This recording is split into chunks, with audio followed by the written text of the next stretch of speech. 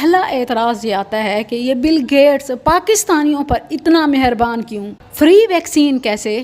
فلسطین کو تو ایک پیناڈول، پین کلر تک یا پانی اور روٹی تک نہیں پہنچانے دیتے، دینا تو دور کی بات ہے۔ جواب تو اس کا بڑا سادہ ہے اور ایک نہیں کئی ہیں کہ یہ ادارے پاکستان کو ویکسین اس لیے دیتے ہیں کیونکہ ان کے اپنے مفادات ہوتے ہیں اور وہ مفادات خود کو محفوظ رکھنا ہوتا ہے، اور دیتے بھی ان ممالک کو ہیں جن کے ساتھ ان کے یا ان کے اپنوں کے کوئی وار میٹرز نہ چل رہے ہوں۔ اب ظاہر ہے فلسطین کے ساتھ جنگ ہے تو وہ تو ان کی ترجیحات میں ہی نہیں ہے، اور باقی انسان ان کی چوائس اور ان کی پریورٹی نہیں بلکہ مجبوری ہیں، کیونکہ اپنی سیفٹی کے لیے انہیں ساری انسانیت کو ویکسین لگانی پڑتی ہے، وگرنہ یہ بیماری پھیلنے والی ہوتی ہے۔ اکثر ایسے افراد یا اداروں کا کوئی دین ایمان نہیں ہوتا، ان کا مذہب سے کوئی سروکار نہیں ہوتا، ان کو اپنی دولت کو بس لگانا ہوتا ہے۔ وہاں کی حکومتیں، ادارے اجازت دے سکتے ہیں، وہاں یہ بھیجتے ہیں۔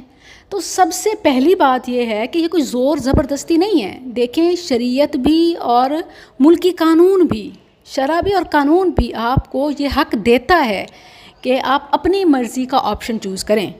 احتیاط اور حفاظتی تدابیر اور علاج کے بارے میں آپ اپنی مرضی کا آپشن چوز کریں، آپ پر کوئی یہ فرض واجب نہیں ہے، کسی نے زبردستی نہیں کی۔ یہ جو اسکولز اور اداروں کے حوالے سے کہا جا رہا ہے کہ وہ زبردستی